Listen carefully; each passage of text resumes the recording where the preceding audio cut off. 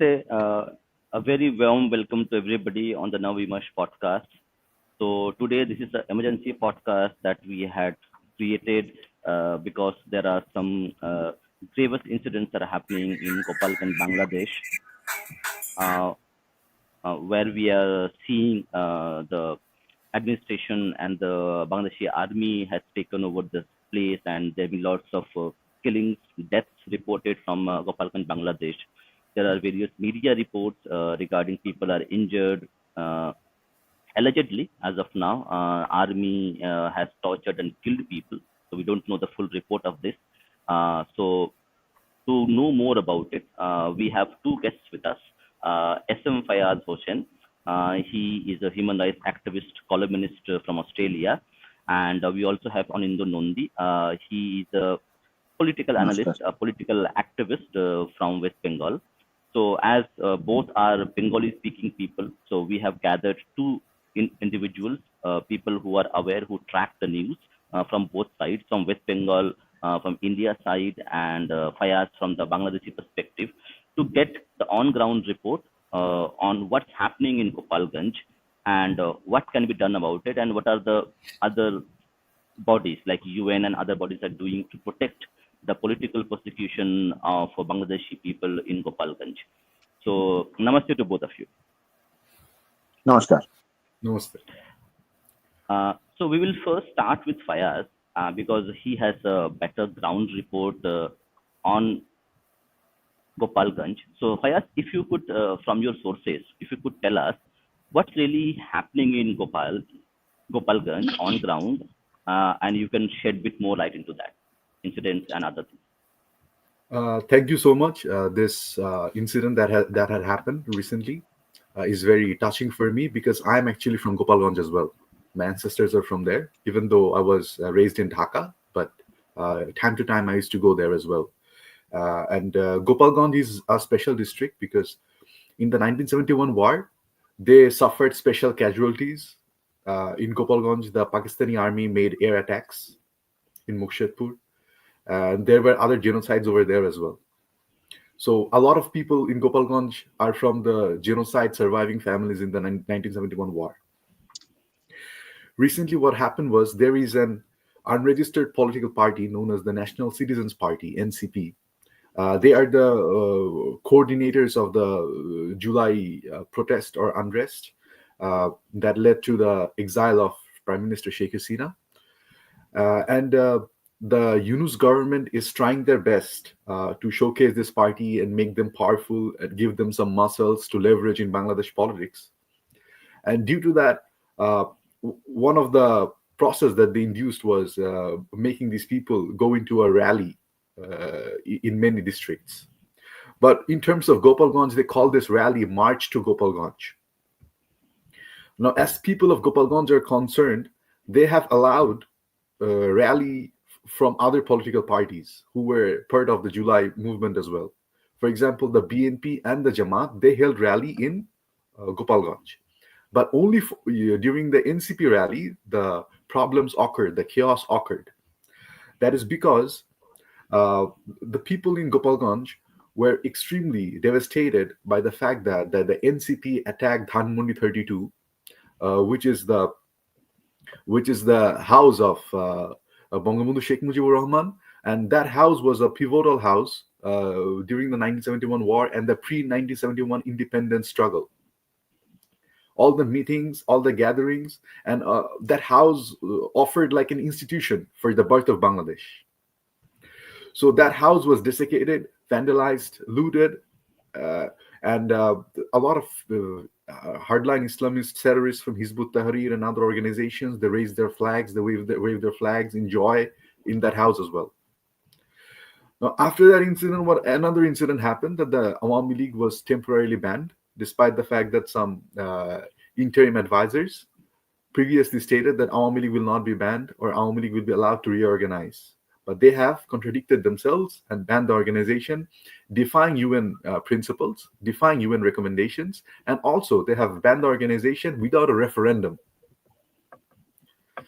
So these two things happened. And after these two things, even before going there, a lot of NCP leaders or activists, they were playing with the people of Bangladesh, playing with their emotions, and they were criticizing them about that the final destiny of Sheikh Mujibur Rahman, the Tungipara, where he is resting right now, his body is resting. They would burn and desecrate that place as well. So that touched the people of Gopalganj, and they called for a revolution against NCP, and they are the indigenous people of Gopalganj currently that are there among the people that are there. So the NCP are outsiders. The army are the army of the country, but they may not represent the people of Gopalganj, all of them. So during the NCP rally, the army was not initially there. The police was there, and then the people of Gopalganj, they tried to blockade the road. They put on trees and stuff, but the NCP still thought they should come and they must come. And despite knowing that the people are not really welcoming them, they still decided to go there. Now, after they went there, the chaos started to happen, and the police started to go away, and the NCP activists, a lot of them got scared, and then the army intervened, and then they gave their speech, and immediately after giving their speech, they had to escape from that place using the APC of Bangladesh Army. They had to get onto the APC and then escape. Now, traditionally, a lot of people in Bangladesh, they used to think that the NCP are very brave people, and they have a great moral bravery and courage. But in this incident, we saw that they had to escape from that using military vehicle, which is not necessarily something that we see in Bangladesh every day. There are many political parties, but this political party is unregistered. What is so special about them? The special is that this political party is known as a king's party, and the king is Muhammad Yunus, and this is his party. So, and then the army intervened, and then the army started shooting with lethal weapons. They use live ammunitions, and then till today, the official media report is that 5 people died. Even initially, 4 people died, and then another person died in the hospital. But unofficial sources, including ICRF, they said that uh, some said that more than 50 people died. Northeast News said that 19 people died. Other sources said that 21 people died. And the problem was that there was an immediate curfew after that incident. And then we have a lot of video footages as well. So in the curfew, what happened was uh, there was a blackout. There was a lack of mobile network. There was lack of internet connectivity for the local people, and so we are not able to know the entire story what happened there, and the curfew is still going on for the information. So the situation is really pathetic over there, and even after the curfew was launched, we received a lot of videos on social media where the army is seen torturing the people. They're beating them with sticks. And I would like to mention one point. A person named Ramjan Ali here. He was initially arrested by the police. But what happened was the police started beating him with slaps and punch, and the camera was recording. Now, the same person died. If that person was arrested by the police, why would he die? He should be in the court. So there is a clear violation of human rights principles over here. Now, Bangladesh Army is known as the Army of Peace. They serve in the United Nations. But here, what we saw is totally different. We saw unprofessional behavior where the army, we have also seen videos where the army was instructed to shoot at these people. Now, these people did not have any firearms. They were not armed with pistols or AK-47s. They were just carrying sticks. Now, there were many other ways where the army could reconcile and army could stop this, but instead they tried to do it in the harsh way. They tried to do in the easiest way for them is to pull the trigger, and that's what happened, and that's what led to the casualties, unfortunately. And the people of Gopalganj, they're still suffering. The families are suffering, and this suffering is continuing.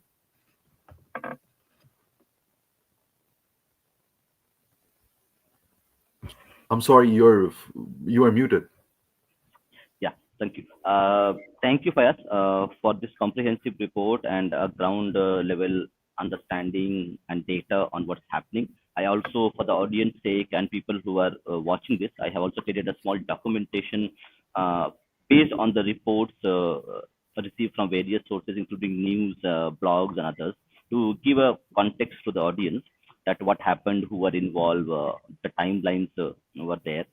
So I will then come back to Da. Anindo Da, uh, question to you is you are in India, you are a native Bengali speaker who lives in West Bengal. So there is a special affinity between these two countries because they share a lot of culture put together. They were one single region at one time. So how, from an Indian perspective, from a West Bengal person living in West Bengal, a Hindu, is looking at these events at Gopalganj right now? Okay, fine. Let me first ask you one thing. Can I speak in Bengali? Because we are talking about Bangladesh and Bengalis. So I think speaking in You can Bengali would be actually this because is a done yeah this is done for a like international audience because this video will be shared to many okay, fine. community Okay, fine. centers. I'll Mm, use both. I'll use both. I'll use yeah. both because Mm, see, mm, the discussion we are actually having here right now, it should be heard by the common Bengali people also, I think. And then only our it would be some meaningful thing we'll be doing because only international community knowing all these things would not fulfill our purpose of discussion. See, what happened in Gopalganj is a very clear-cut political case, I think. It is a political case. What happened in Bangladesh after July 2024? This NCP, not the Indian NCP, it is Bangladeshi NCP. It is a new political party which is not yet registered. Uh, and they are demanding to break that two-party system in Bangladesh. Am I right, Mr. Fez? Yeah, So exactly. they are actually demanding to break the two-party system in Bangladesh, and they are claiming that they are a new political party, though it is not yet registered. The party name is NCP in English. It is National Citizens Party, and in Bengali they call it Jatiyo Nagorik Party (JNP). They call it like this. So, what happened actually in my analysis, opinion, or anything? See, Muhammad Yunus came into power, and when he came into power, BNP supported him. And BNP thought that by doing all these things, BNP can come into power. But Muhammad Yunus actually had some other plans. So he floated this party, this political party. He actually tried to break the political system of Bangladesh, and he's trying to float this party. And by through this party, he wants to come into power again in Bangladesh because demand for general elections are um, uh, it, demands are raising means there are many people they are raising demands for general election in Bangladesh. So new political parties should come into existence before the general election. So they took that this opportunity of anniversary of that July Revolution they call it. So they planned many marches, and this was another part of that July Revolution anniversary celebration. But this was special. Why special? Because it was in Gopalganj. Gopalganj, we all know that it is home of Mr. Mujibur Rahman, the Bongo Bandhu, we all say, all know. So it is home of Mujibur Rahman. And these guys, these NCP people, they have already vandalized his residence, as Mr. Faiz said this. So, when they declared this march to Gopalganj, um, Awami League people, Chhatra League people, they feared that they may vandalize the mausoleum of Mr. Mujibur Rahman. So they went out in the streets to protest, to protect. And this thing actually, I think this was planned by the authority administration. They knew that when it is Gopalganj, the banned organization right now, Chhatra League is banned. So these organizations will come into the streets, and there will be some chaos. Administration knew that, and they actually planned this thing. As per my opinion goes, they actually planned this thing. When you listen to the demands of this NCP, this thing, they repeatedly say that we want to uh, demolish Mujibad from Bangladesh. They want to demolish Mujibad from Bangladesh. So they want to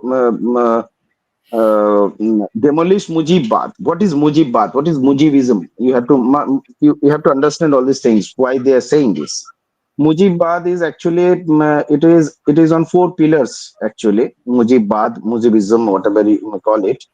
It is Bengali nationalism and what do you call it? Democracy, uh, and then Socialism socialism, and and secular. then secularism. These are four pillars of Muslimism. And I think these people, these NCP people, they do not have any problem with three pillars of Mujibism. They have problems with only one pillar, and that is secularism. And this is the main case basically. These people actually want Bangladesh to become a radical Islamic country, and that is why they reject Mujibism outrightly.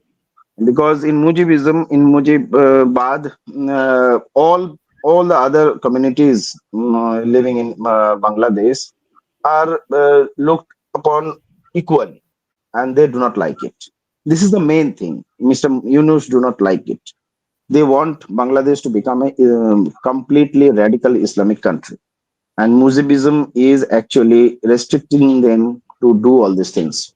Mujibism is in the constitution of Bangladesh, so they want to change the constitution. That is why. So main problem is in the secularism. I'll repeat this all these things in Bangla also. Hmm. আমার মনে হয় আমার মনে হয় যে যে ঘটনাটা ঘটেছে গোপালগঞ্জে, সেই ঘটনাটা কমপ্লিটলি একটা পলিটিক্যাল ঘটনা। এবং এই ঘটনার পিছনে বাংলাদেশের যে এখন আপাতত যে অ্যাডমিনিস্ট্রেশন আছে, যে যে সরকার আছে, তারা এর সঙ্গে ওতপ্রোতভাবে জড়িত। আর তার কারণ হচ্ছে, যখন এই সরকার, মোহাম্মদ ইউনূসের সরকার যখন ক্ষমতায় আসে, তখন তারা তাদেরকে যদিও বিএনপি সাপোর্ট দিয়েছিল, বিএনপি এই সাপোর্ট দেয়াতে বিএনপি সেই সময় হয়তো মনে হয়ে থাকতে পারে যে by supporting Mohammad Yunus and opposing Sheikh Hasina and Awami League, they have a fair chance to come back into power.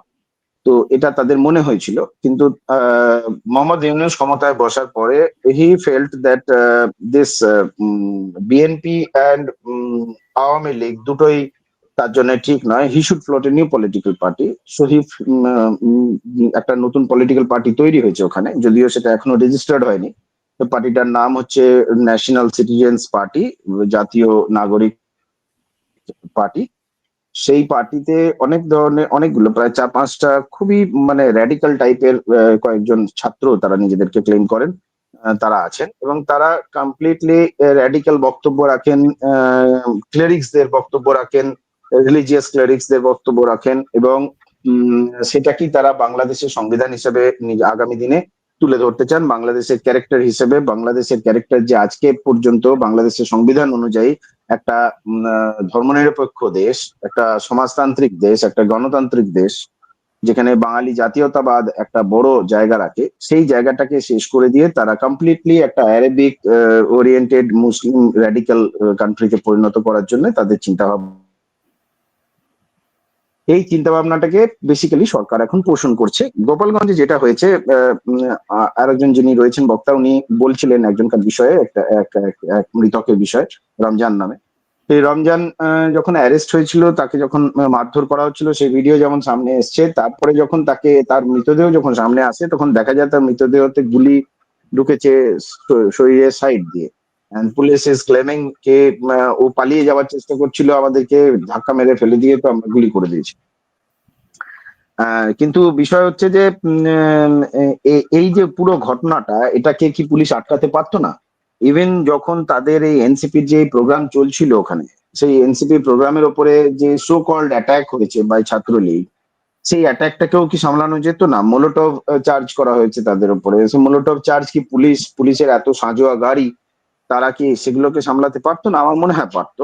আমার মনে হয় police actually administration they let it happen, because যতক্ষণ না পর্যন্ত কিছু এরকম জিনিস ঘটছে বা এটা এত এত ভয়ঙ্কর আকার সেটা নিচ্ছে, সাধারণ মানুষের ক্ষতি হচ্ছে, সাধারণ মানুষের পরিবার থেকে লোকজনদের মৃত্যু হচ্ছে, ততক্ষণ পর্যন্ত ছাত্রলীগ বলুন বা আওয়ামী লীগ বলুন, এদের প্রতি যে ঘৃণা, এদের প্রতি যে একটা বিষম ভাব, সেটাকে তুলে সামনে নিয়ে আসাটা খুব একটু চাপ হয়ে যাচ্ছে। এখনো পর্যন্ত ছাত্রলীগ বা আওয়ামী লীগের সমর্থকরা এক্সিস্ট করে বাংলাদেশে।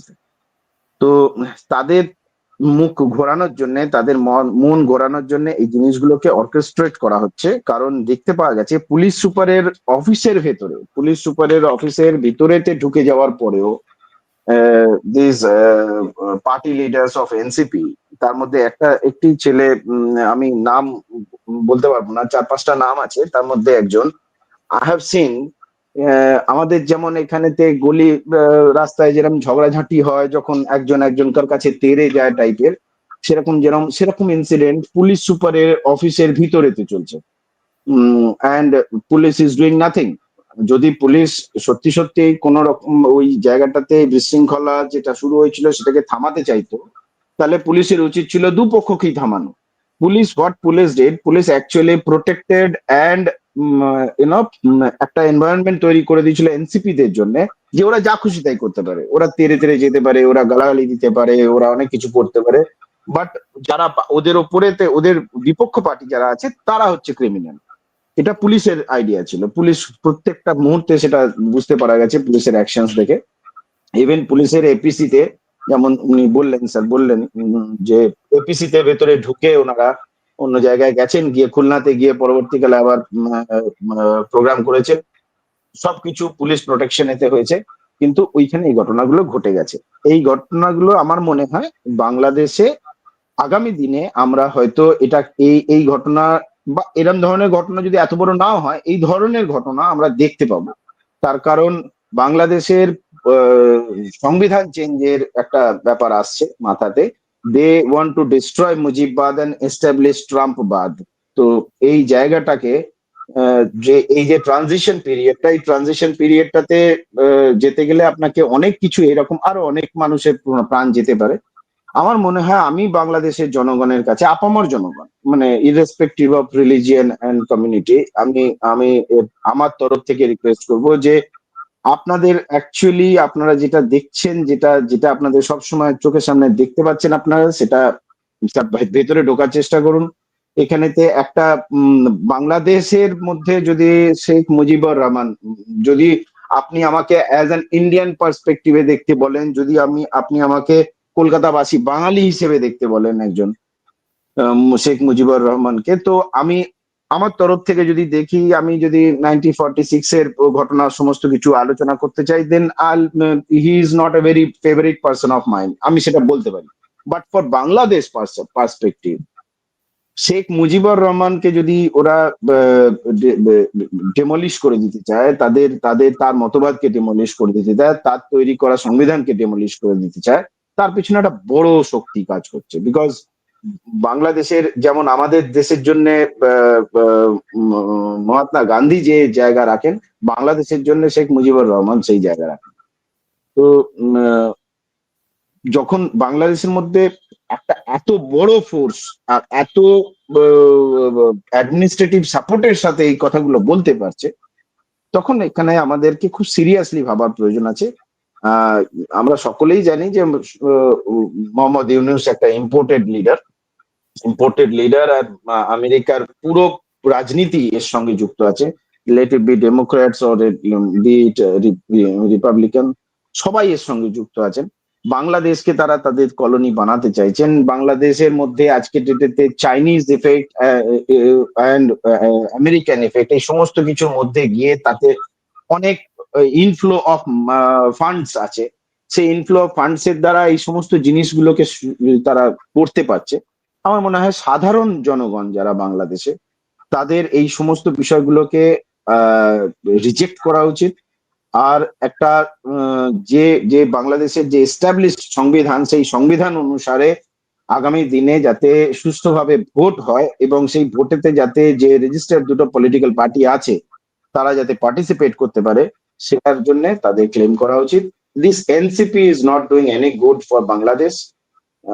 NCP is actually selling Bangladesh to foreign hands. Dada, you're muted. Yeah, thank you, Anindya. I think you give a very comprehensive perspective from India as well, and also from people who are living, Bengalis living in Kolkata and West Bengal specifically. This is very enlightening to actually understand, correct, that how the events are perceived from the Indian Bengali perspective. So it's a very important thing that Anindya has shared with us. So we'll come back to him a little bit later. So now I'll go back to Faiyaz. So Faiyaz, I have gone through a lot of media reports, a lot of other things. So in also comments, we have seen the word called Rajakar. So Rajakar itself has a lot of history behind it from 1947 onwards. So we'll not go back to the history, but there are now a lot of media reports where we have seen that Razakars are being utilized to actually commit this violence. So why, like, what is your perspective on this? Even some people are saying army chief as a who is helping Razakars. Okay, first of all, I will bring your attention to one event, that is Voice of Bangladeshi Hindus. They shared a tweet today. It was a video where the Bangladeshi army soldiers was making a Hindu boy sit on the mud and drink dirty water. And then that boy was asked, the Bangladesh army soldiers, they were making fun of Ram and Krishna. Yeah, this is the same army that works for the UN peacekeeping. So peaceful, right? So this is, I'm just giving a Can I context. just come in, Mr. Fayaz? Can I just come in? Of Yeah, course. please. This is the point. Actually, I'm actually trying to point out. Bangladesh and this NCP and Bangladeshi administration today, it is trying to transit from the secularistic approach to a radical approach, and it is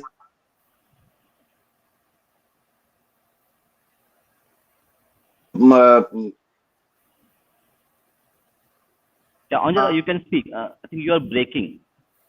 Yeah, I think yes. Omicron is having a network issue. Okay. Let Faz continue. I'll come. Yeah, Faiyaz, go ahead.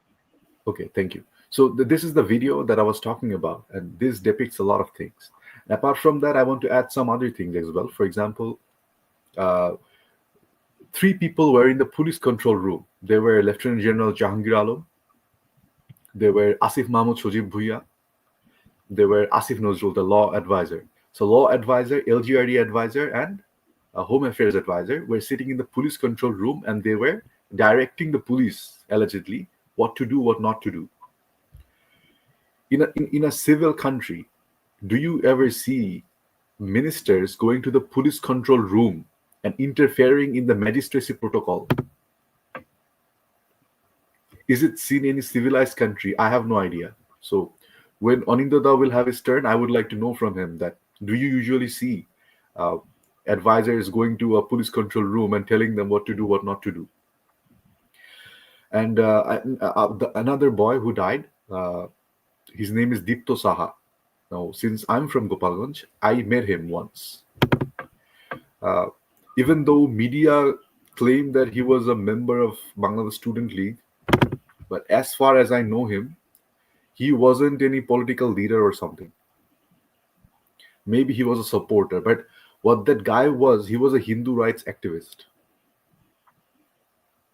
He used to work with the pujas and many things in Gopalganj. But as far as I know, and his family also said the same thing, that he was not politically active. Now, maybe because NCP wanted to desecrate Tungipara and they wanted to destroy Bangabandhu's legacy and everything.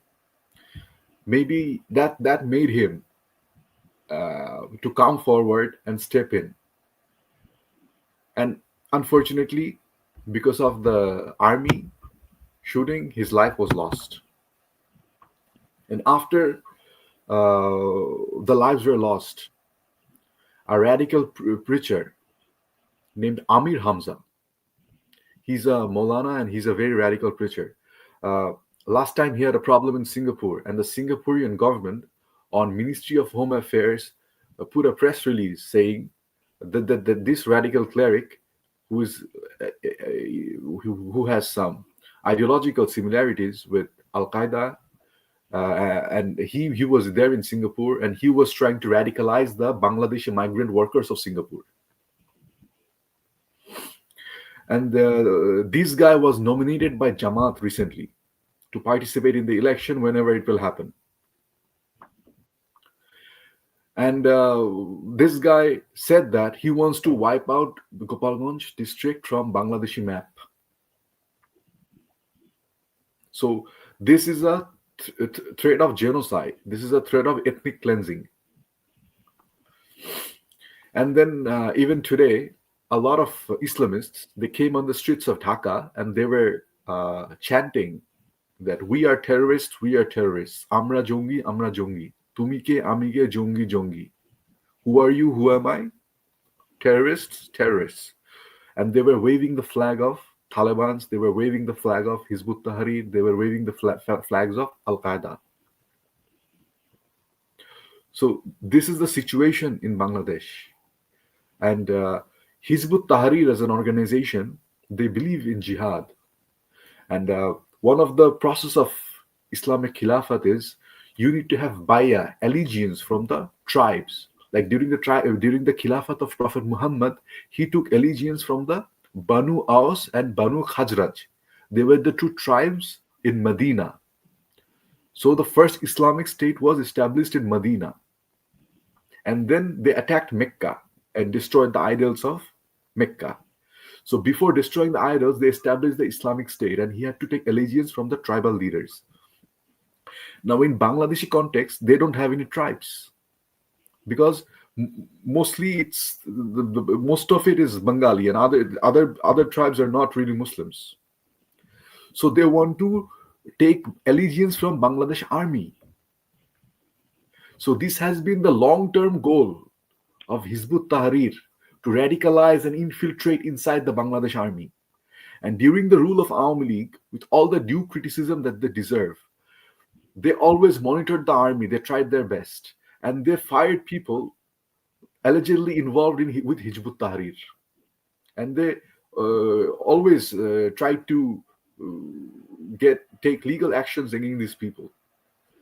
Now, this is very important because, as you saw, that members of Bangladesh army were ridiculing a man who was a Hindu about his gods, about his belief. What if a Hindu would do the same thing today in Bangladesh? They would have been, I cannot even imagine what would happen to them. They would have been maybe crucified like Jesus Christ. Now, this is the reality, this is the problem. And the security forces, the police, if they don't act neutral, it will be the end game for Bangladesh.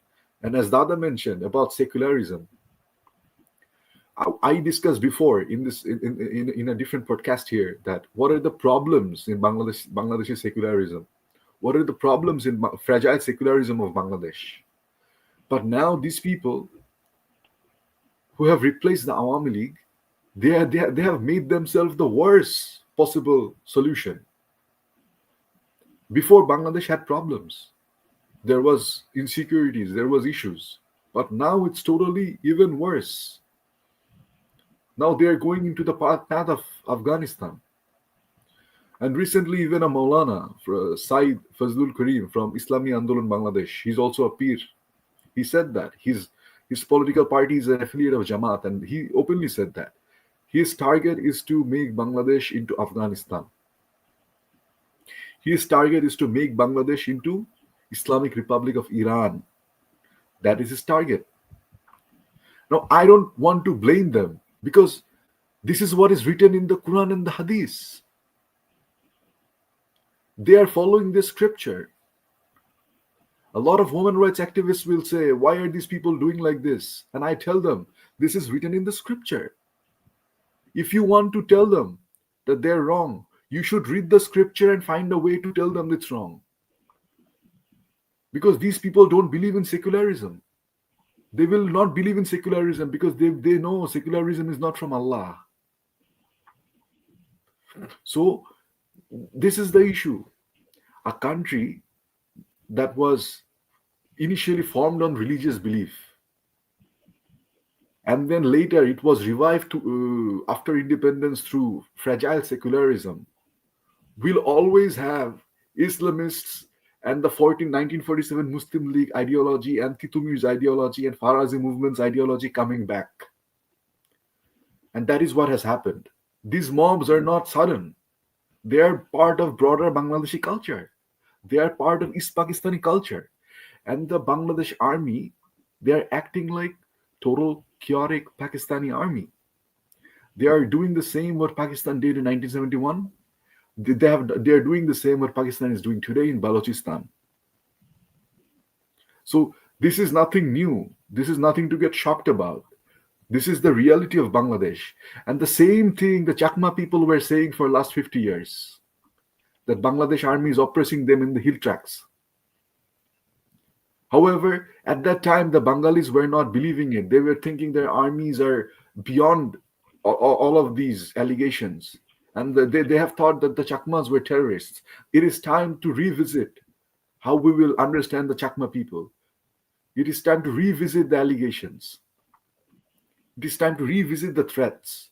And that's what I can think about that we must do. Yes. Anindya, if you are back, just tell me in the private chat. Yeah, He's Anindya. back. Yes, Yeah, yes. yeah.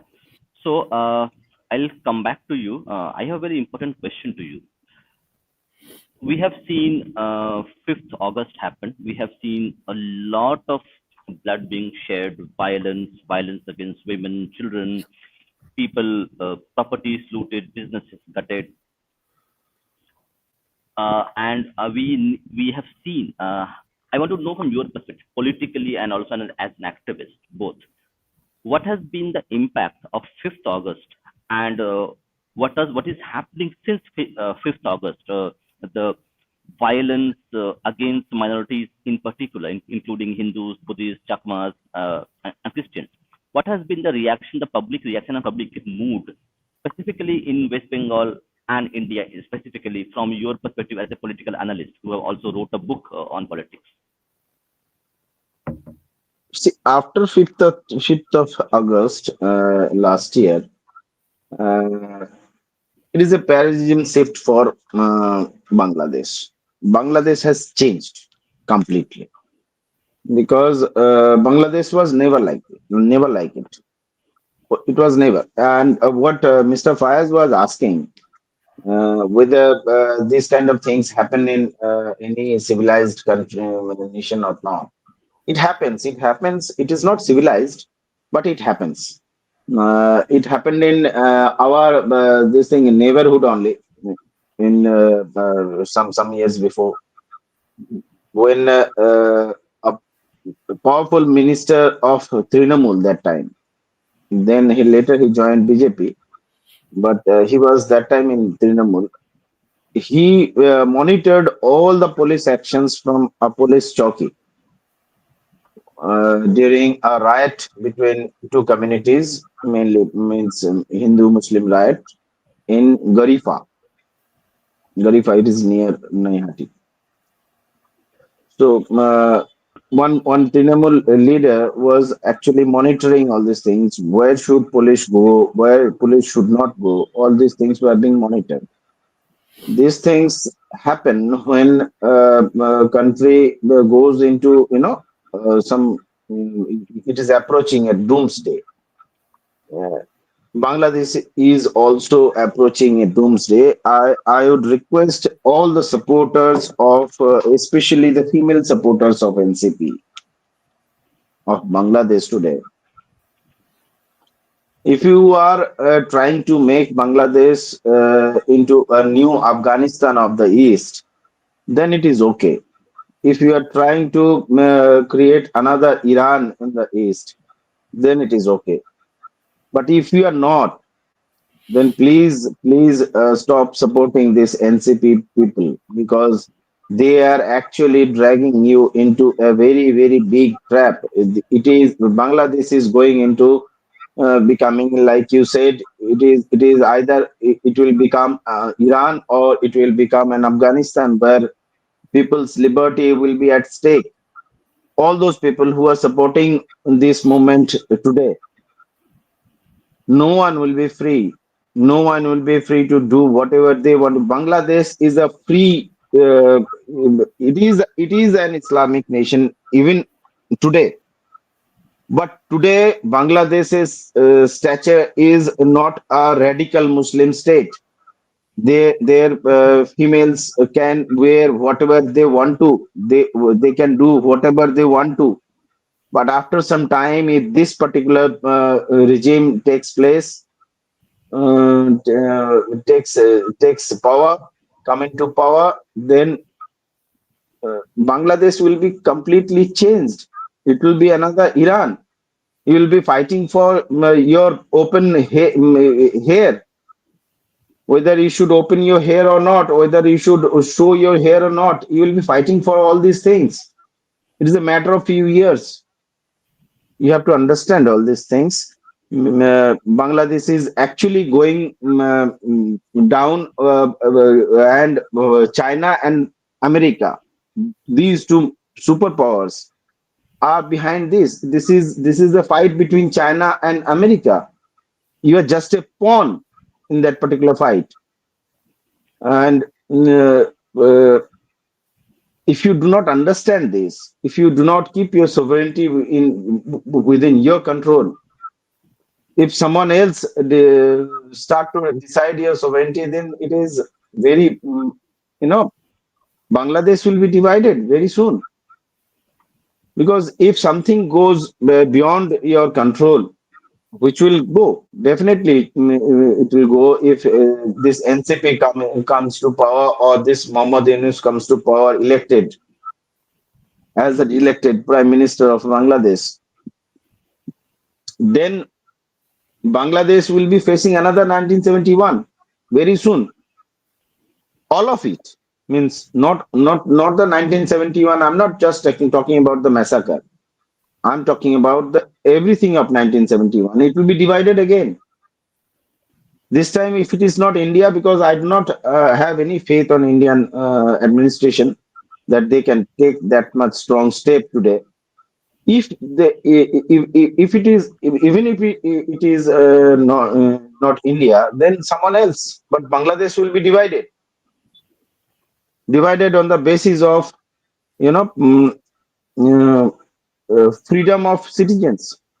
It will be divided on the basis of freedom of citizens, at least, because all these people who are supporting NCP today, they will not be supporting NCP 2 years from now. If they come into power, then there will be another class, then there will be another massacre, and this thing will go on.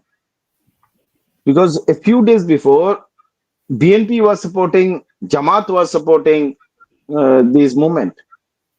Now they are sidelined as on today. So this thing will go on until and unless you completely surrender to the radicalism of NCP and Mohammad Yunus, which they want to offer you. If you're not surrendering to that radicalism, You will be eliminated. You will be sidelined somehow. So I think Bangladesh people should understand this. And we cannot do anything that I have understood. I'll not go into that particular perspective, because if I go into that particular perspective, then I start criticizing Indian government stand in this particular issue, Bangladesh issue. No one will be beside you if this thing actually takes place. Mohammad Yunus comes to power elected as an elected prime minister. Where you will all go? Where your intellectual people will go? Bangladesh is not known for radicalism. Bangladesh is known for its intellectuals. Bangladesh has many intellectuals. Bangladesh is known for its business. Bangladesh is known for its trades. This will all go. So I think Bangladesh people, it is the Bangladesh people of Bangladesh who can stop this today. And yes, if India government wants, they can intervene. They can very well intervene in any possible way, whatever you can think of. India government can intervene because Bangladesh is surrounded by India. Anything, any disturbance in Bangladesh will disturb India also. It will affect India also. So India must intervene. I do not know what India government is waiting for. Are they waiting for complete collapse of Bangladesh? Are they waiting for complete killing of Bangladeshi Hindus and all other minority communities? I do not know what they are waiting for, but I think India government should intervene, and intervene in a very strong way.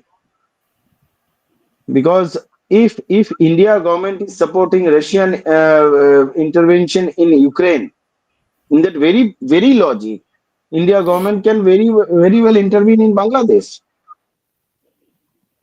Mm. I do not know what should be told on this particular thing, but I think Bangladeshi people are the one who can stop this. Do not subscribe to all these things.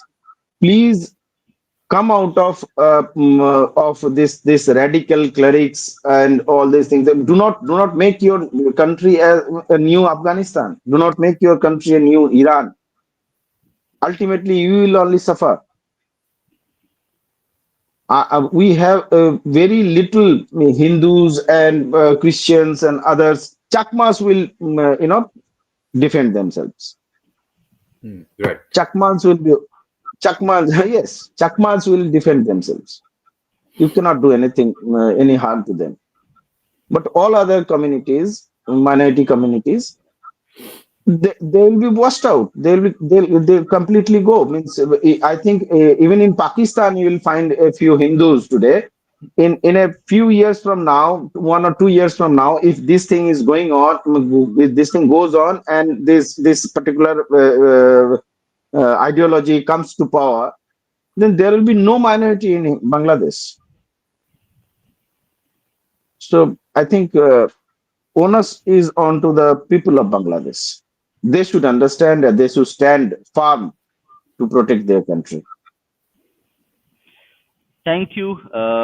Thank you, Anindya. I think you give a very balanced view of the Indian perspective, and I really appreciate it that you are some sense, good sense should prevail in Bangladesh, and people, and they should do what is right for them rather than going down this the river of radicalism.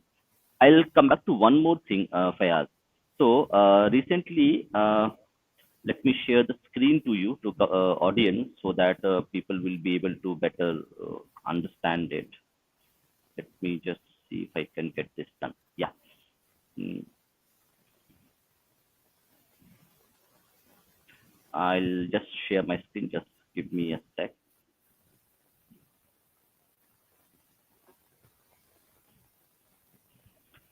Recently, O- OHCHR office in Bangladesh was established in Dhaka, and you are one of the prominent political columnist, researcher, and human rights activist as well from Bangladesh, who doesn't live in Bangladesh anymore.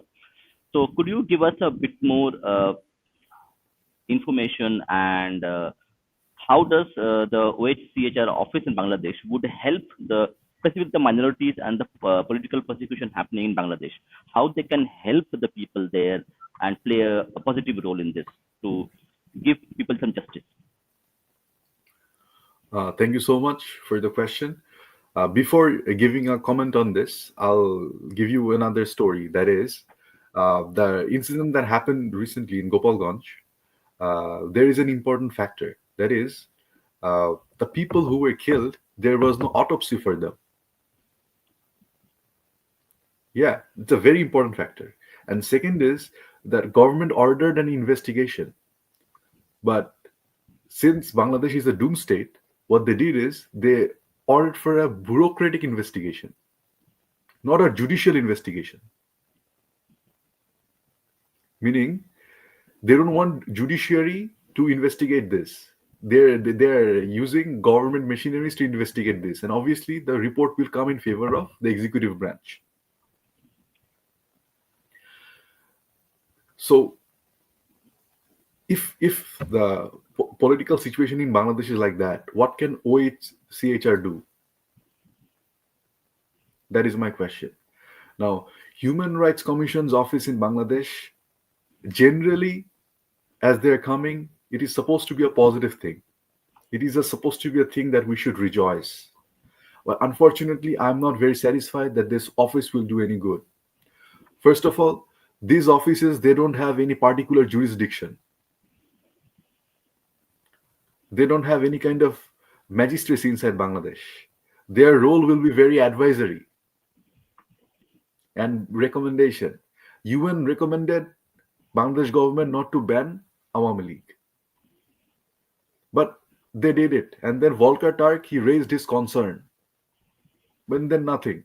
Now they're discussing about the office being landed in Dhaka. So what is the solution that UN gave? Nothing. Similarly, when minorities get attacked, UN sometimes they raise their concerns. And that's about it. And then maybe they have a dialogue with the government. And that's it. And that is the primary concern, that these offices may not contribute enough, because OHCR has office in Yemen, OHCR has office in South Sudan, OHCR has office in Mauritania in Africa. And all these countries, they have too much human rights abuses. OHCR has not been able to do something significant to reduce these casualties. They have not been able to show a pathway to redeem themselves as a society. They have not. They have raised the issues, they have done some work, they have taken money from the donors, and that's it. UN is such a biased organization. Till now, UN did not recognize the 1971 genocide. International Commission of Jurists, they said that the genocide was a Holocaust against Hindus and other people as well, the Awami League and other activists. And UN cannot see this till now. However, in the July uprising, which consisted of students, which consisted of a backing from the army, Professor Brahma Chelani, the famous Indian political commentator, he said that it was a military coup. I agree with him. Many people disagreed. They said that no, it was not a military coup, it was an uprising by the students and other people. Yes, the students were there, but the military endorsed them. Without the endorsement of military, this was impossible. Without the endorsement of foreign powers, it was impossible. One of the key masterminds of the July, he was Farhad Mazhar. His name is Farhad Mazhar. He said that Professor Jeffrey Sachs said that American administration might have been behind this. He said that this notion, this quotation, is not something that we can throw it away. Meaning he's indirectly endorsing this. The mastermind, one of the thinkers and masterminds who educated those mobs to rise up against Prime Minister Sheikh Hasina at that time. Now, this is the reality. Now, if they cannot accept the 1971 genocide, I don't trust them enough to accept what will happen in now or in future. And UN also has other issues as well. For example, they are highly interested in the Palestinian and Israeli conflict, but they have no problem in the Yemeni conflict where Saudi Arabs are killing Yemeni Arabs. They don't have much concern over the Sudan where Arabs are killing Arabs. But most of their concern is for the Israel. So they like to pick and choose. Now, justice does not have with picking and choosing. And another thing, Volker Turk, the commissioner, said that he called the Bangladesh Army chief and told them not to go against the students. Now, what these students were doing, they were burning TV stations, they were attacking infrastructures, they were breaking jails and getting the criminals out from the jail prior to the 5th of August 2024. And here, Volker Turk, the commissioner, who told the chief of army not to intervene, otherwise they will lose their permit to be in the UN peacekeeping. Now the problem is the UN peacekeeping is not the jurisdiction of Volker Turk. It is under the UN Security Council. Volker Turk is not a country. He's not a member of the Security Council. How can he say such things? From July to August, there was civil disorder. There were police casualties. Yes, the students died. Many people died, and it's extremely tragic to see any human being lose their life, no matter what their faith is, no matter what their belief is, no matter who they are. We don't want anyone to lose their life, but the army had to intervene to make the situation peaceful, to make the situation calm, and they failed. The intelligence failed, and Volker Turk was one of the person responsible for that, because he said that on live TV that he called the chief of army and he told them not to intervene. They could lose their permit to go to the foreign service mission, UN mission. And this is the reality. So in my opinion, the SCR may contribute to some good things. For example, if Bangladesh wants to do something about LGBTQ, Bangladesh wants to do something about transgenders, Bangladesh wants to do something periodically about the minorities, they can, but they don't need OHCHR for that. If Bangladesh wants to establish a minority affairs ministry, they don't need OHCR for that. They could do it upon their own will and interest. But do they really want it is the question. So personally, I'm not very amazed by that, but if they do something good, that would be commendable. But I don't expect human rights to improve. I don't expect Islamic radicalization to decline, because one of the key problems in Bangladesh society is that Bangladesh does not completely follow the Universal Declaration of Human Rights set by the UN themselves. In Bangladesh, we have blasphemy laws that contradict the Universal Declaration of Human Rights. In Bangladesh Constitution, we also have secularism, but we also have Islamic supremacy. For example, it says Islam is the state religion and all other religions will have equal rights. Obviously, these laws were enacted as ordinance by the military dictators like Ershad and all, but they still exist in the constitution. So I don't expect, because UN did not ever engage in dialogues to that extent where it would motivate the governments, the Muslim governments, to change the blasphemy laws, to be more secular, to be more pluralistic. For example, Saudi Arabia still now doesn't have a single temple. They don't have a single church. So what is UN doing? This is against the Universal Declaration of Human Rights.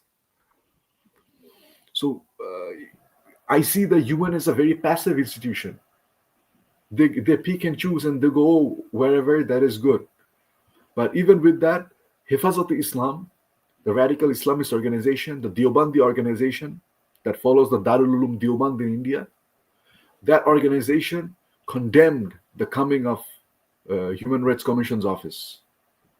And they said that this is an invasion of Bangladeshi sovereignty. that the foreign powers, including America, are sending their something like mercenaries to come here, cultural mercenaries to come here. He said something like that. I'm just translating and paraphrasing.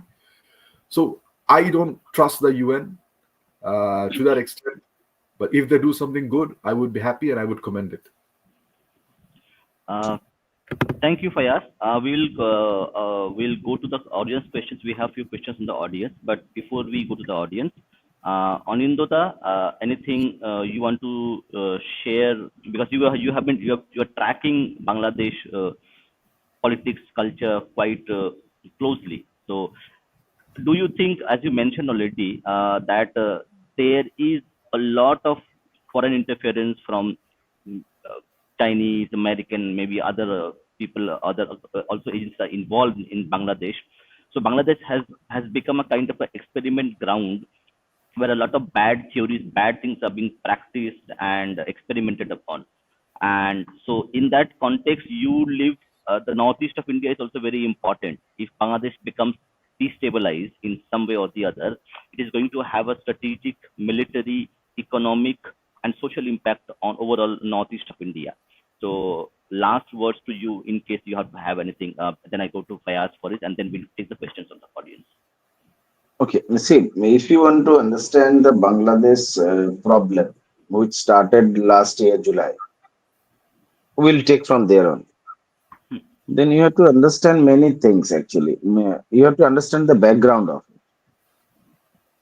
When Sheikh Hasina was in power, she maintained a very delicate balance between India and China, and she did it very efficiently. She ensured that both countries are, satisfied with Bangladesh, and she secured investments from China, but also maintained good relations with India and US also. And it was her balancing this thing tactics, and she was very much successful in that. However, USA didn't like it. USA didn't like it because USA wanted to use Bangladesh against China. And this thing was going on until the Bangladesh signed for that Belt and Road Initiative. Bangladesh signed that treaty, I think, somewhere in 2020 or something, somewhere 21. Bangladesh signed that Belt and Road (BRI) Belt and Road Initiative, and then from that particular point onwards, USA was in actually propagating a plan. Then came 21, and the USA imposed. Do you know USA imposed sanctions on that RAB? Yes. USA imposed sanctions on RAB in 2021, and that but RAB was actually, constructed by RAB was actually RAB came into force because of BNP. Khaleda Jia. Khaleda Jia made RAB, and Khaleda Jia was the main opponent of Sheikh Hasina. But RAB became a integral part of Bangladeshi defense, and it was going on. And USA imposed a ban on RAB in 2021. Then when Sheikh Hasina visited UN, that time USA imposed sanctions on many political leaders of Bangladesh. Am I right, Mr. Faiz? If I am wrong, please correct me. No, you are correct. Mm, and it was to show Sheikh Hasina in a bad light, that she went there and did something, and USA imposed sanctions. So she is actually working with foreign powers. It was to show her in bad light. And then in 2023, June, I think, Sheikh Hasina openly stated that USA wants to acquire an island from Bangladesh, and USA is putting pressure on her. June 2023, she openly declared it from a public rally, I think, or somewhere. And what was that particular island? It was Saint Martin. Saint Martin was actually an island which was given to East Pakistan, And later, when uh, in this thing, but Myanmar also had a claim on Saint Martin. But when this in 1947, when this division happened, bifurcation happened, then it was given to full power was given to East Pakistan. So it remained with Bangladesh even after 1971. But after the military coup in Myanmar, Myanmar started claiming that particular island.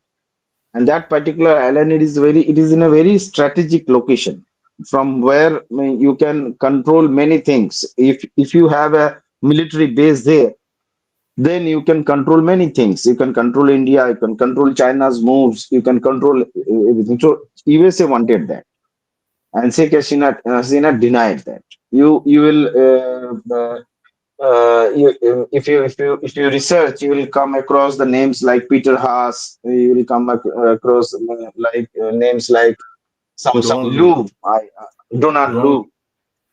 Yes, Donald Lu. All these people visited Bangladesh. They visited India and then Bangladesh, and they were trying to acquire that particular island, and Bangladesh denied it. That was the actual trigger point when USA decided to destroy its political administration completely. Yeah, thank you, Planned Anindya. Last, military coup. Yes. Oh, yeah, sorry. one question I forgot to ask you.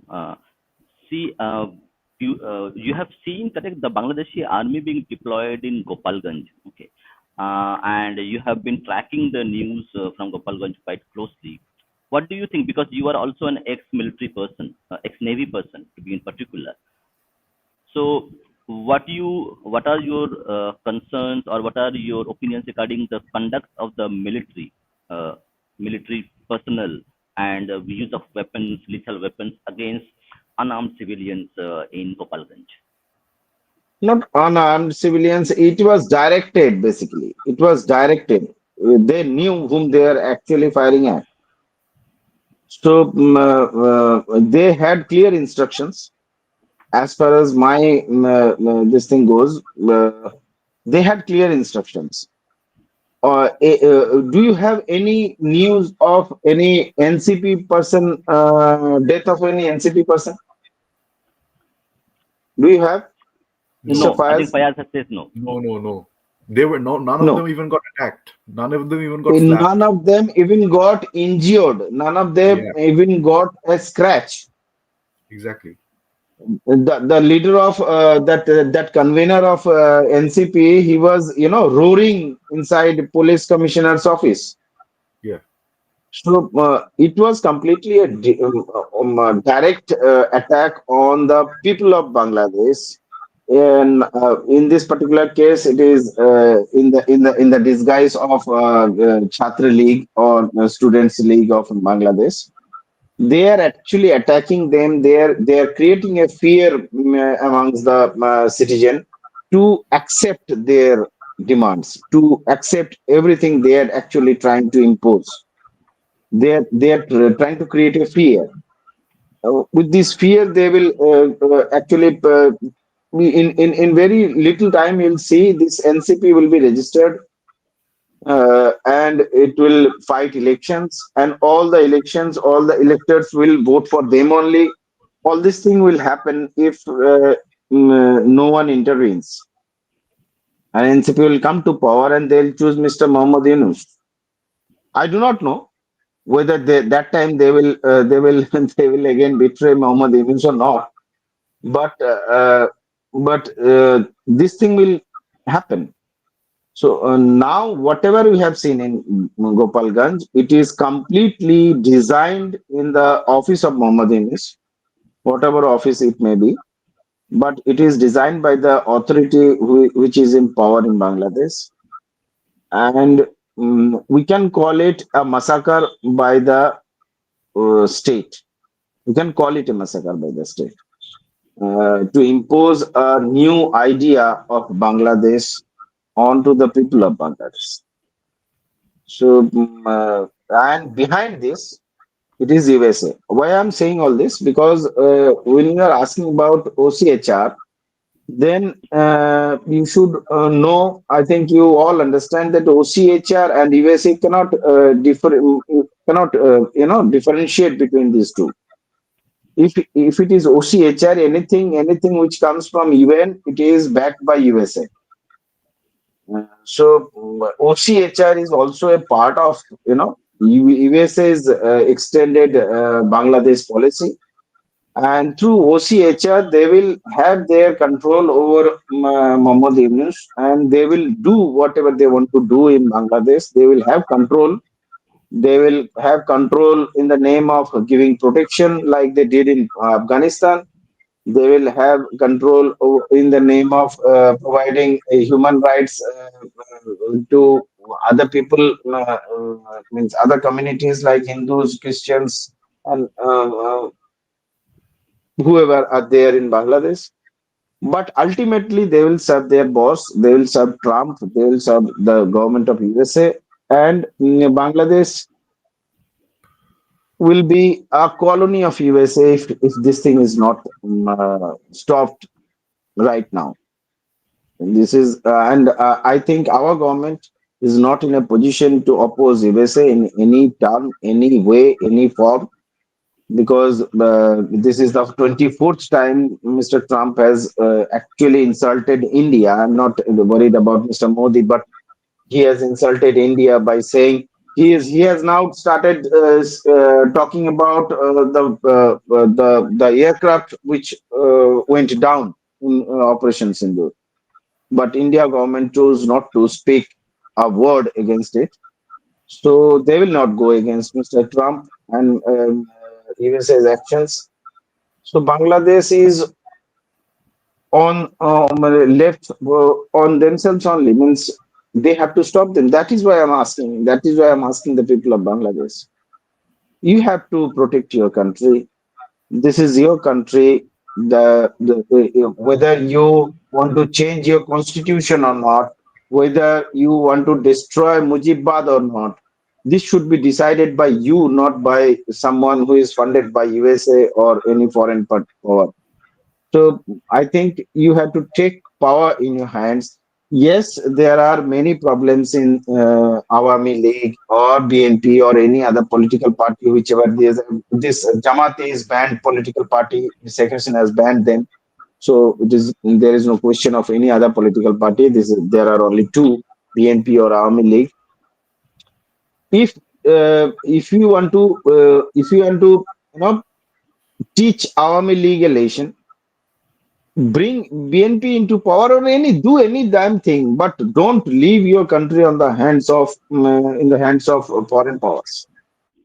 These NCP people are funded by foreigners, and this Muhammad Yunus is actually a foreign puppet.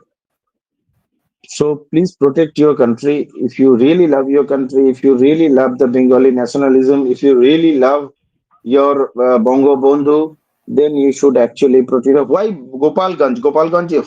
Why it is necessary in military tactics? We are always taught to whenever if you want to stop a mob, you need to attack its head always, the person leading the mob. So Gopal Ganj is actually Bangladesh's identity. Yeah, Bangladesh's identity in today's date. In today's date, Bangladesh's identity starts from Gopalganj. If you destroy Gopalganj, if you destroy everything related to the legacy of Bangabandhu Mujibur Rahman, then you have a new open book. So that this is what they're trying to achieve. I think Bangladeshi people should stop it. Bangladeshi people should stop it. Whether it is army or police, they will find themselves in a very minuscule position if the people of Bangladesh actually realizes that their country is being snatched from their hands. And if they decide to protest, if they decide to come onto street and like they did in July 24, then this army, police, and everybody will be compelled. to abide by the demands of the people of Bangladesh. So it is completely on the hands of people of Bangladesh, I think. Yeah. Thank you, Anindya. I think the audience got very benefited from your experience as a in Navy, as a person who was in the security forces, and also you are a political analyst. So you gave some valuable inputs regarding what's happening in Gopalganj and why Gopalganj is very important. Why we are talking about this? Why the media across the globe? Why we are having a podcast on Gopalganj? Because Gopalganj is a kind of a pivot on which currently we are having the identity of Bangladesh is being reshaped or being trying to be reshaped. So, Fayaz, uh, anything you want to share? Anything you want to say before we go to the audience questions, specifically on importance of Gopalganj incidents, the way the administration is working, and is there a larger picture that we are not seeing uh, when we see Gopalganj in isolation? Actually, the matter is very clear. That is, the Yunus regime wants to send a message to the Awami League supporters or anyone associated with 1971 Liberation War. That is, if you come to the streets, if you want to cause any kind of protest against us, we will just bring the army and we will shoot you. And this is why, from day one, I thought this was a military coup. Yes, it was a military coup jointly done with radicals and students. But it was not a traditional military coup that we saw in 1978 or in the 80s or during General Ershad, where the military solely took over. Here, the military, with a partnership with other people, they led the coup. So, uh, in that essence, this is what is happening, the human rights concerns, and I would like to add one more thing, that is, as USA always had an interest in Bangladesh in terms of having a military port. Even there is an article in Organizer published during the before 1975. That article spoke about that America is angry at Sheikh Mujibur Rahman because he is not willing to handle port to Sheikh Mujibur Rahman. And even before 1971 war and even during the 1971 war, when Sheikh Mujibur Rahman was in the prison in Pakistan, he was offered, like, the we have accounts where the American diplomats wanted to meet Sheikh Mujibur Rahman and convince him of uh, having a port, a military port for them in this location. So America always has a broader Indo-Pacific strategy, and as you know, they want military bases all around the world. Even in the country that I now live in, Australia, they have bases of American military. They have bases of American Marine Corps. So this is what they prefer. If they allow, then that country becomes their friend, no matter what type of country, what type of political system it is. For example, in Saudi Arabia, they have a base. In Saudi Arabia, no matter what they do, they are their friends and allies. So yeah, that's my remark, and we can go to the questions. Yeah. Thank you, everybody. So we'll go to our. I have chosen few of the questions which are related to the topic itself. So the first question comes from quantum politics. Why is Modi so much silent on this perpetual genocide of Bangladeshi Hindus? I would add not only Hindus, of minorities, including Christians, Buddhists, and tribals. Uh, Last time he tweeted over a minor issue was some. Okay, so the question is that why Indian government? So I would interpret Prime Minister Modi as the government of India's representative. So why Indian government is not very vocal and also taken steps politically, diplomatically, or otherwise? It looks very silently watching things, not doing anything. So you are a Bangladeshi person. From your perspective, what do you want, or why do you think India is not intervening or India not doing anything? You see, when in 1971 India helped the Bengali revolutionaries of East Pakistan to India fought against Pakistan. India led the war, and then they helped the East Bengalis to liberate into a new country. But at that time, there was Sheikh Mujibur Rahman, there was a solid foundation, there was a way in which India could approach it. But now, the role of Awami League in society, the acceptance, the rise of other political parties, support of BNP, the support of Jamaat, and the influence of global key players in this region all contribute to a very complex political climate. And for that, I think India is being watchful. They're still waiting to see what can be done. Maybe India wants to start with peaceful negotiations and dialogues, and then they want to get take a stronger step. So there could be many reasons, but now the political climate is not like 1970s and 1980s. It has evolved over time, and a lot of countries are watching over Bangladesh right now.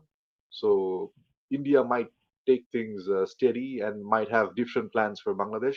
But India is preferring to have an election, and they're preferring to have an inclusive election. And India officially was the only country who stood up against the banning of Awami League. India was the only country who stood up against the demolishment of Dharmani 32 House and Museum. India was the only country who said after the Gopalganj incident that they're monitoring it closely to see what happens next. So of course, India is doing what they can, but maybe some people have more expectations, and that is understandable because of their role in 1971 war. But we have to wait and see what the leadership thinks and does.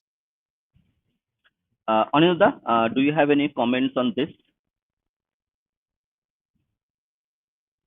Anindya, okay. Anindya, are you there? I think he's not there. Oh, no, let him come. So we'll go to our one more question. That was a very Hello, hello. interesting question. Yeah, Am I Anindya, yes, audible? yes. Yes, you are audible. So do you like to comment on this question asked by Quantum Politics? Do you have any? Okay, if I want to answer this question, then it will go very far actually. Uh, You can just only why the first part. The first part was why the government of India and Modi government is silent on government this. of You can. India will not, government of India is not in a position to do take any action against USA's will in today's date. There is a reason behind it. I'll not discuss about those reasons. But government of India will not go against USA in very near future, mm, uh, because there are some political constraints which are restricting the government of India to go against USA's will. So it is USA, and that is why government of India is not intervening. But if you ask me, why, what should actually be done from an Indian perspective, Indian government perspective, if you ask me, I have a very little knowledge about governance and geopolitical, these things, effects. But I think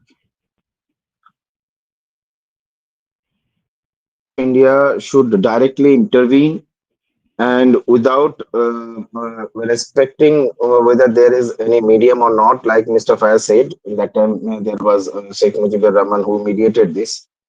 But without any mediation, the government of India should intervene because it is also a question of India's sovereignty. If Bangladesh is somehow destabilized, it is not in favor of India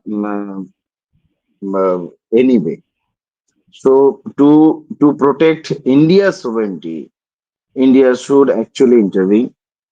And if India intervenes, whatever little knowledge I have in geopolitics, no one in the world can come and advise India not to do anything because Bangladesh is completely surrounded by Indian borders, and it is, you can say, a semi-landlocked country because only the southern part touches the water, and all the three parts of Bangladesh is surrounded by India. Understood. takes any action to stabilize Bangladesh. Got it. If India does any action, no international power can oppose it effectively. Anjata, your voice is breaking, so we are not able Oppose to it, hear but you it will not clearly. be effective. Yeah, Anjata, I think your voice is Uh, breaking. I- uh, We could yes. not hear you properly, so we'll go to the Okay. next question. Uh, Okay. if you can just Okay. check if Okay. you can fix the voice. We have a question from our member, who is a channel member. So I'll take this opportunity to just tell people that if you want to support the channel and the programs we do consider taking a membership of the channel. Membership, it is there in the channel, so that will help us to grow the channel more. And we'll come to the question. So this is a member question. Who is funding NCP? Where are they getting the money to afford lobbyists in the West? Fayaz, do you have any insights or any info on this? Of course, NCP is known as the King's Party because Yunus said that. Uh, yeah, that NCP, like the student protesters, recruited him to be the chief advisor. And then he said that in another interview that the students didn't prefer to open a political party, and they said that no one in Bangladesh knows us because, to be honest, after the July protest, they got more unpopular over time. So Yunus said, no, no, no, you guys are popular, everyone knows you. You should open a political party. And through the advice of Yunus, they opened a political party and named it NCP, National Citizens Party.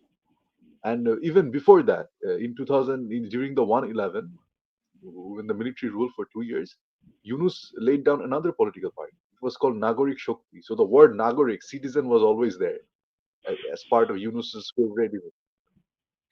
And then there are lots of reports, lots of rumors, lots of social media posts, lots of questions were made to the NCP, and then they said that they are not able to disclose from where they are taking the fundings.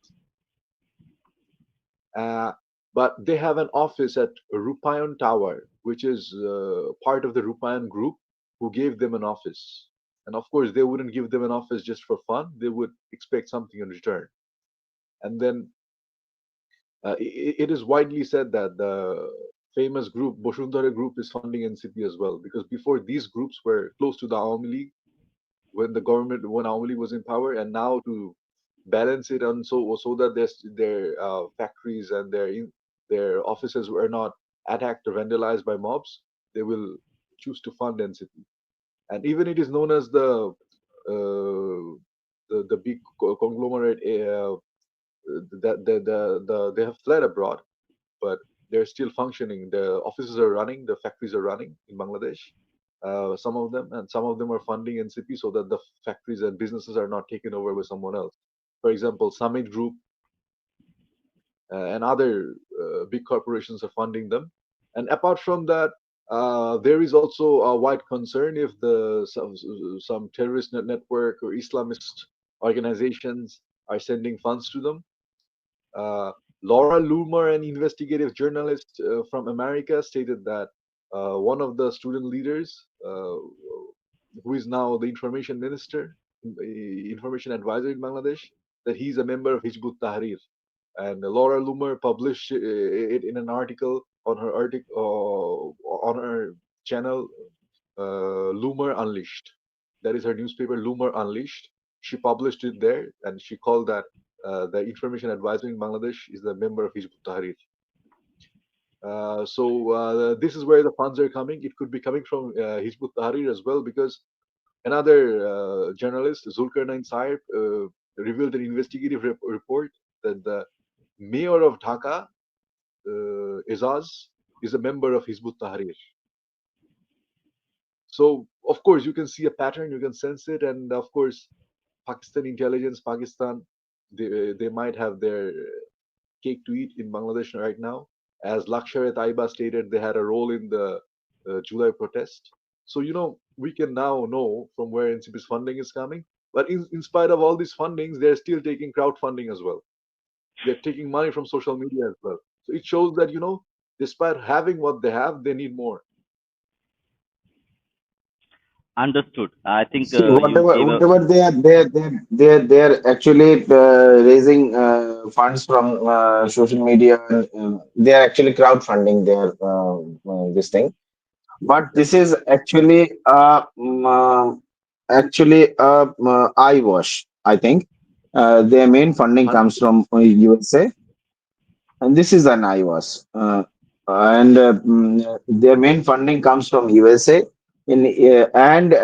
Regarding Pakistani influence, I can tell you that in Pakistan there are a minimum of 3 points where ISI has actually established their units. I know about those points. Uh, ISI is very much active in Bangladesh in today's date, and ISI is very much linked with USA in today's date. Yeah. USA's president has openly said, "I love Pakistan," and he has invited Pakistan's military leader for a dinner party in the Oval Office. So Yeah. all Yeah. Yeah. these things are happening. After. Everything is connected. Uh, this party is actually created by Mohammad Yunus and on, on the US on the basis of USA funds only. And this crowdfunding is just an IOS. we have. I'll take two more questions and then we'll finish our stream today. So this question comes from Vivek Mishra. Today, Jamaat-e-Islami Bangladesh gathered in Dhaka. How are they enabling themselves to organize so quickly? Like generally, organic movement takes time to build and it will not be responding in a very systematic, planned manner. So, what do you think? What's happening? Okay. Should I answer? Yeah, yeah. Please go ahead. Right. Okay. Right. So Jamaati Islami was performing covertly during the Awami League rule. They were not able to come open in politics. And the elections they participated with the BNP symbol. So what happened was during the violent protest in July, they were officially banned. And before that, the High Court banned them because they wanted to do politics with Islamic Sharia. And Islamic Sharia is not recognized according to the Supreme Court of Bangladesh as a form of political weapon. So they were banned in both ways. And then Jamaat was listed as a terrorist organization before Sheikh Hasina had to flee for exile. So what happened was when the army called for an all-party meeting, the army gave him recognition by saying in the beginning that we have invited all parties. For example, we have Jamaat's Amir Mr. Shafiq. The army pronounced the first name in the meeting, and that was the Amir of Jamaat. So the leader of Jamaat was given recognition. He was given political leverage in the whole meeting. And from then and there, Jamaat started their politics. And then from there they understood that the Awami League might be banned. So instead of forming an alliance with BNP, they are going against BNP right now, and they are toppling up with NCP, and they're trying to form an alliance, calling it the July Alliance or the July Spirit Alliance, and they will gather other Islamist parties as well, and then go all over against BNP. Understood. Anindya, do you? I'll add something to it. This Jamati people, they have worked with, if you go to their history, then these Jamati people actually worked initially with Awami League. In 1986, in 1995, 96, they worked with Awami League. And then Awami League only banned them later on. And they are now a banned this thing organization which is very much supported by the BNP now. uh, because BNP is not in a power to organize such a rally, because BNP has lost its power because of Sheikh Khalida Jia's age and her son's exile. All these things has actually BNP is not in power, not in such a position to organize and fight properly with this thing. And they were betrayed by Muhammad Yunus also. So they have decided these all the BNP supporters are now supporting Jamatis. As on today, BNP supporters are now supporting Jamatis. So Jamati has supports of Jamati itself and BNP also. So that is why they are actually means able to do all these things so quickly. They have backing of BNP. Understood. Understood. So this is our last question for the day. And they have So yeah, go ahead. Finish your point. yes. Okay. Hello. Yeah. Your voice was breaking in the middle, so we could not hear you to the last part of it. I think there is some audio issue. Okay. Yeah. So let's take this question from Clutch Films. Clutch Films, from my understanding, is somebody who is living in USA. Okay, he is a Bangladeshi origin person living in USA. So Yunus is a puppet, and it's a puppet and funded by the same forces who handed out Nobel Peace Prize. Is Bangladeshi army compromised? It's a very big statement, but Fayaz, you have a lot of experience with Bangladesh. So what do you think? Definitely, Bangladesh Army compromised, and then Bangladesh Army led a military coup and a joint coup with students and radicals. And as I said, they introduced Jamaat Islami as the primary political face from the July. So it shows what recognition they preferred. And then, of course, the army spoke about the election happening, and they pressurized Yunus. And these disagreements can happen when it's a joint coup. It's not a singular coup.